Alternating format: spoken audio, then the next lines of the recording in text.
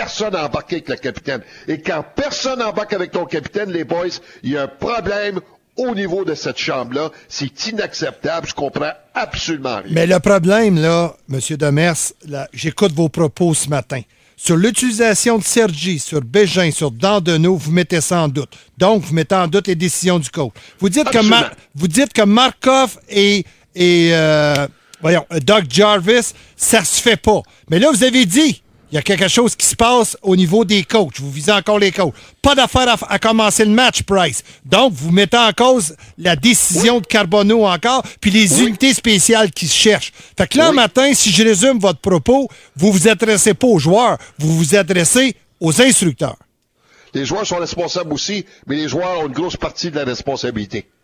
Les entraîneurs.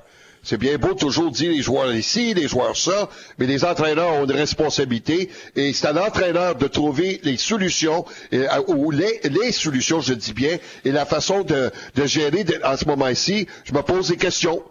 Et vous savez que j'ai été un inconditionnel de Guy Carbonneau. Je l'ai toujours appuyé. Mais si ce matin, moi, je commence à dire que c'est pas faute de Carbo, tout ça, je perds le respect de JC, puis je perds le respect de toi et des gens qui nous écoutent, ce qui est encore plus important.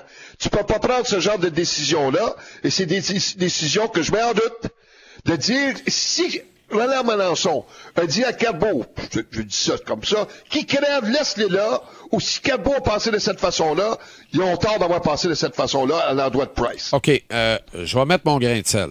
Parce que ça me tente pas de... merci beaucoup de l'intégrale de tes propos ce matin, Jacques. Cela étant dit, là, après qu'on ait fait le résumé de ta pléiade d'accusations ce matin, je pense que tu parles avec ton cœur, tu dis ce que tu penses et je t'en remercie. On va parler de Bob Gainey, par exemple. Oui. Si Guy Carbonneau est l'ami de Bob Gainey, comme on le pense, qu'est-ce que Bob attend pour lui tendre la main, pour faire quelque chose? Il se passe rien. Il faut qu'il lui aide.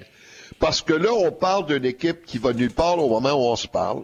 On parle d'une équipe, là, c'est pas perdre 3-2 avec un effort. On a été malchanceux sur le but victorieux. Là, on se fait humilier. C'est le Canadien de Montréal, ça. C'est le Canadien de Montréal qui va se faire humilier. Qui fête ses 100 ans. Là, tu sais, on parle de 100 ans.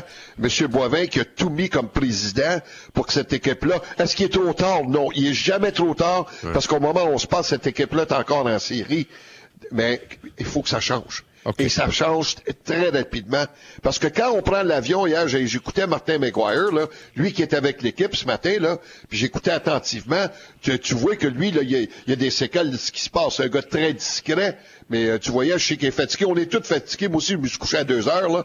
On est tous fatigués. Toi, déjà, j'en cherche ce que je cherche, tu as écouté le match toi aussi, là. Ouais.